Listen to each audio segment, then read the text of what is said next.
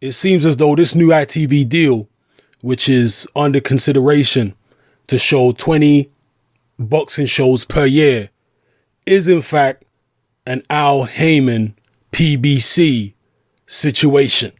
That's right. A lot of you had actually speculated about this when I made a previous video on it. A lot of you said it has to be Al Haymon because nobody else will be able to even propose 20 shows a year to ITV. Only Al Haymon will be able to do it, and it seems as though you were correct. Frank Warren, in an interview with IFL TV, I mean, obviously he's not in the inside of the deal, but he's a boxing promoter himself in the UK. He's always got his ear to the ground, and his information is usually pretty accurate. And he says that from what he understands, this is Al Haymon working with ITV. But he also raised some interesting points as far as which fighters are ITV, Al Haymon, well, let's just say Al Haymon. Which fighters are Al Haymon, or is Al Haymon proposing to put on ITV? Because 20 shows a year, that's a lot.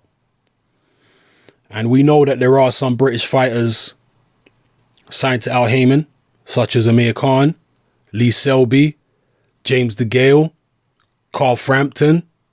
There may be a few others I'm unsure. You might even see someone like Eddie Chambers, since he's an American fighter, but he's very familiar with the UK scene, having trained with the Furies and what have you.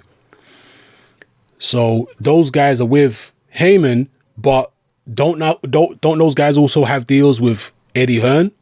And Eddie Hearn is exclusive to Sky. He's not allowed to promote on any other platform other than Sky.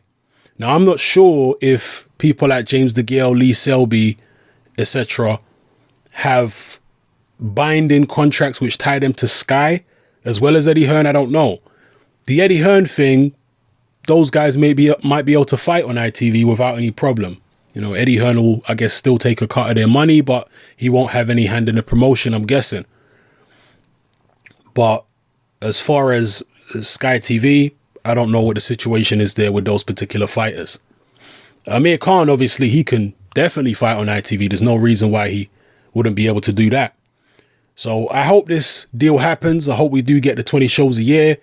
But, and there is a but, according to the information which has been released so far about this deal that's under discussion, in the long term, and yep, this is unfortunate to have to say this, but in the long term, ITV will be looking to launch a pay-per-view channel.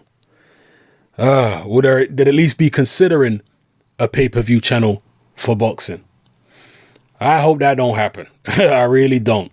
Because, I mean, obviously, Al Haymon does still do pay-per-views. Don't get it confused. But predominantly, most of his shows are free to air. So if it was a situation where the absolute mega fights on ITV were on a pay-per-view channel, then all right, I can deal with that.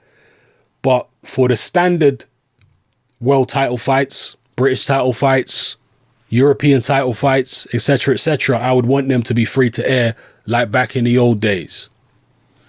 That's what I would prefer. So yeah, it seems like Al Haymon's doing his thing. Thank you, Uncle Al. And even if there is an ITV pay-per-view channel, the fact that the majority of it will be free to air is still better than the current situation we have right now.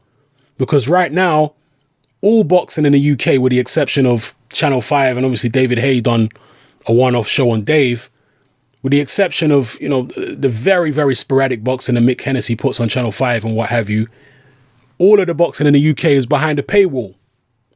Box Nation is behind a paywall. You got to pay subscription for Box Nation, and you got to have cable or satellite in the first place. You got to pay for that, and then you got to pay for Box Nation on top. Same with Sky. You got to pay for Sky, then you got to pay for Sky Sports. Then if it's a pay-per-view situation, you got to pay pay-per-view.